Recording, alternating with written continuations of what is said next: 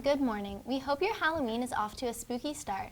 I'm Emma Paseggio. And I'm Bella Rousseau. Welcome to the first NN Update of the school year. The NN Update is produced by TV Media Arts students here at Newton North High School. With each episode, we aim to bring you interesting stories from Newton and surrounding communities. First off, we'll meet Paul Dever, a professional artist with an unusual medium, pumpkins. Luke Andrews brings us this story of this Massachusetts resident who is considered one of the greatest pumpkin carvers in the patch. During the Halloween season, millions of Americans carve pumpkins.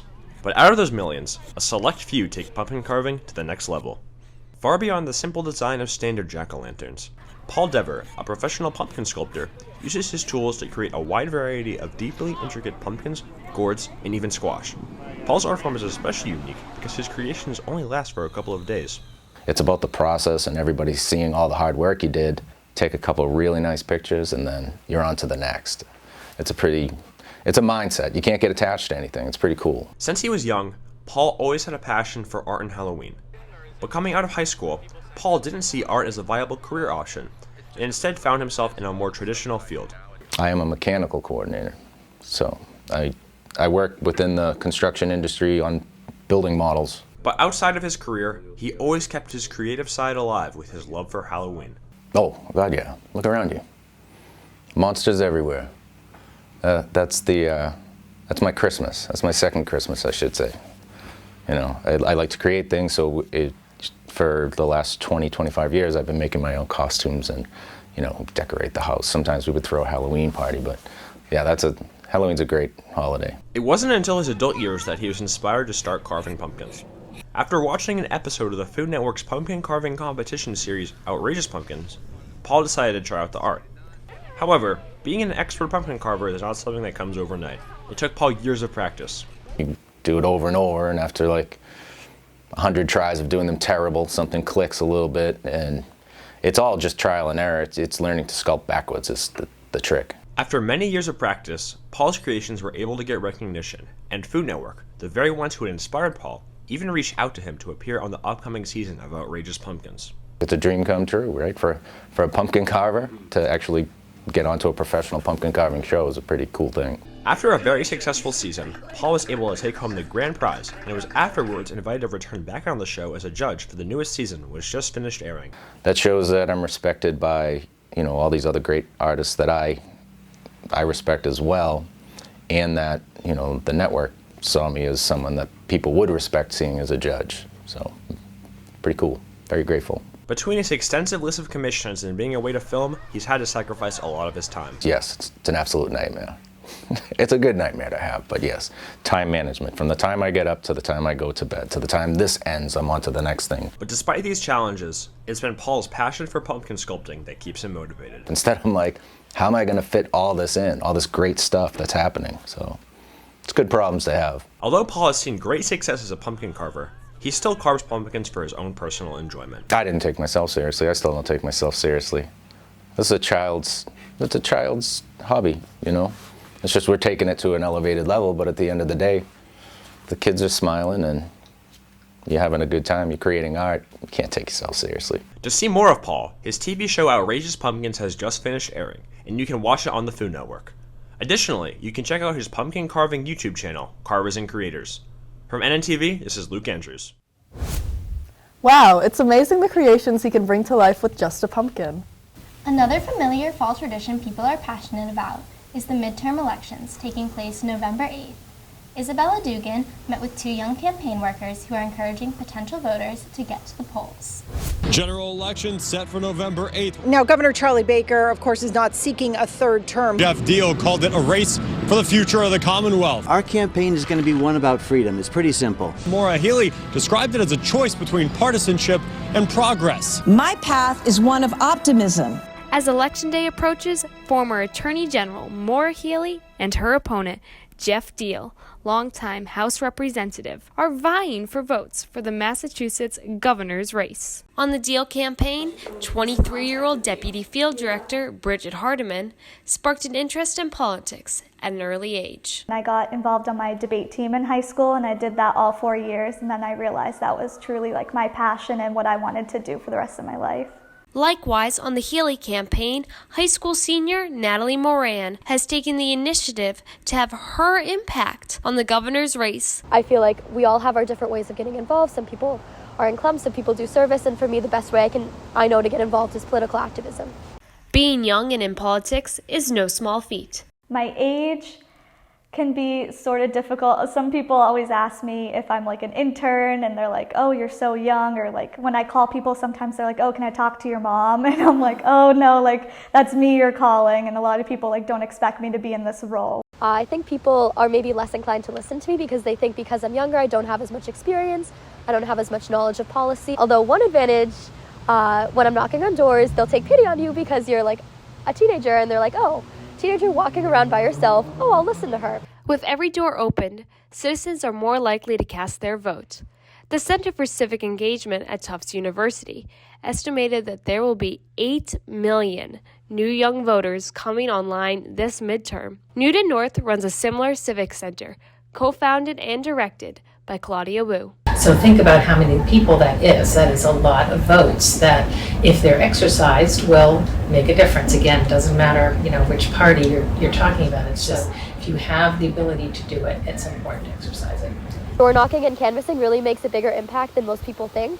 Just by like making that face-to-face connection with people and telling them, yeah, there's people running for governor this year. Because their job isn't to tell you who to vote for, it's just to tell you, hey, there's this person running for office. We want to know what you're feeling. Teenagers and younger people need to realize that this affects them too.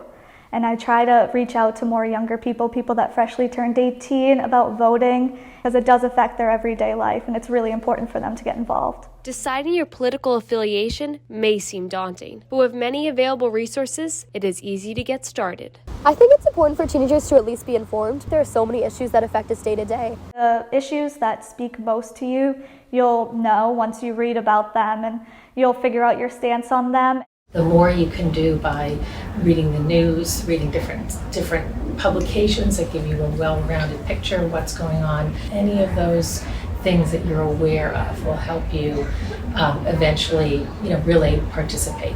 For more information about voting and getting involved, stop by the Center for Civic Engagement in room 134 on Main Street, or visit the Secretary of State website at sec.state.ma.us.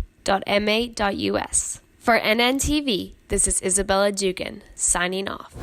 You're never too young to make a difference. Here at North, our 12th grade class officers are doing just that. On October 1st, they scored a hole-in-one by turning the SOA into a mini golf course to raise money for the Jimmy Fund. Emma Paseggio has the story.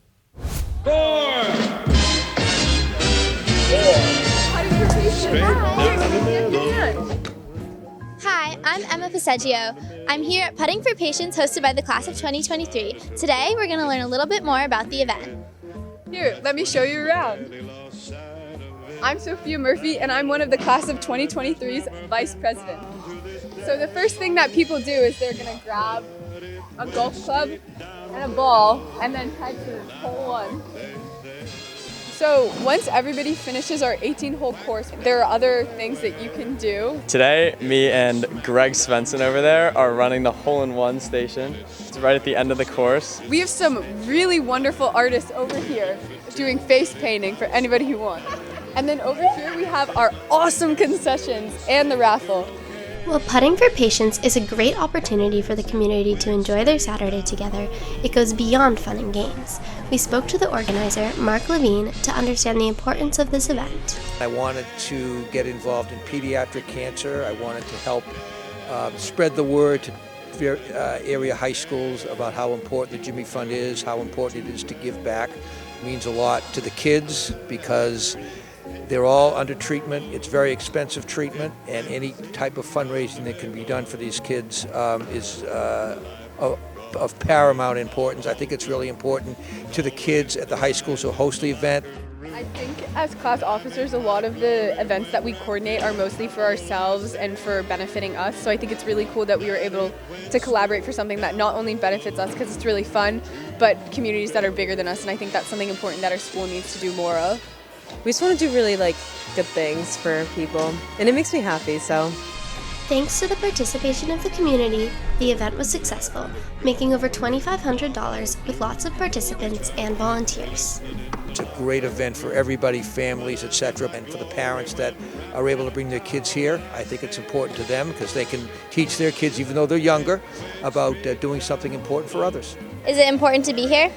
Yes, it is, because we're supporting cancer and cancer research to help the people with cancer get better. Are you having fun? Yes. It's been electric, really. It's been very fun. Very exciting. Little Spider-Man. Today, the community was able to support pediatric cancer research through a fun event like mini golf.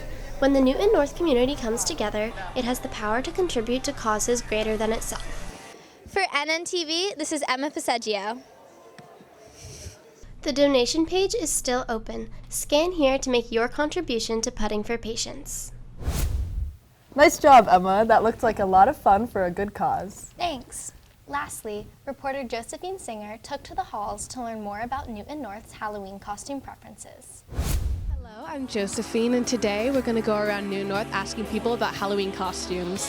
What's your favorite Halloween costume you've ever done? Last year, I was the alien from Toy Story with like the 3 eyes. Probably a henchman. Yeah. I was a detective one year. Okay, I did a zombie nurse back in like 2nd grade. I'm actually pretty proud of that. I also went as a stick figure. Pretty proud of that one too.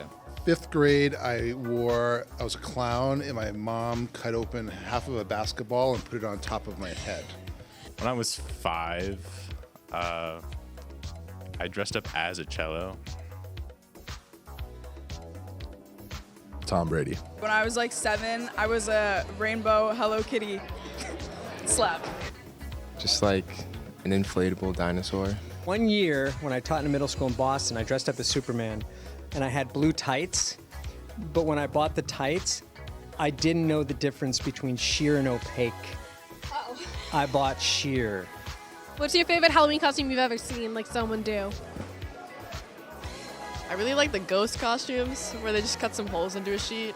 I actually like the ones that like the blow up dinosaurs. I like anything that is involving a pun. Probably a henchman. I think I saw a fridge before. So, a fridge. Some guy wearing a sumo wrestler outfit, like one of them inflatable ones. What costume do you not want to see this year? A Michael Myers costume. The mom with Kris Jenner, Gucci. Freddy Krueger. Eddie Munson. Eddie Munson. Eddie Munson. Eddie Munson Halloween costumes. Eddie Munson. Same thing as him. 11 from Stranger Things. I think it's getting old at this point. Harry Potter. Why not? I think that we need to move on. Space cowgirls are like so generic, like people need to start getting more creative. Like Space Cowgirl. I don't want to see a space cowgirl. That's like, I'm over that. The Powerpuff Girls. Probably fairies because there were so many last year. Yeah. What would happen if I told you I'm being a Powerpuff Girl? Oh. I say fairy. Maybe like those big dinosaurs people wear all the time. We were just talking about how people love those. Somebody dressed as a dog. If you go as an animal, that's not okay. Probably a witch. Henchman. This has been so enlightening and spooky. This is Josephine from NNTV signing off. Good thing we didn't go with our Eddie Munson costumes. Stories are everywhere, and they're just waiting to be told. So if you've got a story idea, contact newtonnorthtv@gmail.com. We'd love to hear from you. That wraps up this episode of the NN Update. Thanks for watching, and we'll see you again in a few weeks.